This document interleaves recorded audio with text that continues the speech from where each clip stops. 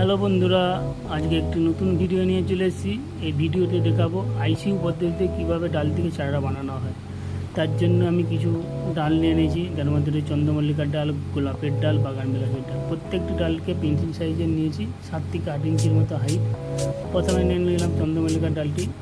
ওটি আমি পুরো যতগুলি পাতা আছে কেটে নিচ্ছি। কেটে লাস্টে আমি একটু পাতা রাখবো না এবং এটি নিচের দিকটা অ্যাঙ্গেল করে কেটে নিচ্ছি। অ্যাঙ্গেল করে কেটে একটি গ্লাসের মধ্যে বালি এবং নিয়েছি, সেটা তোলাতে ফুটো করে দিচ্ছি এবং কাটিং হরমোন হিসাবে আমি অ্যালোভেরা জেল ইউজ করছি এবং অল্প বসিয়ে দিয়েছি দেখুন বালিতে, অল্প জল দিয়ে প্লাস্টিকে পুরোটা কভার করে দিচ্ছি এয়ার টাইট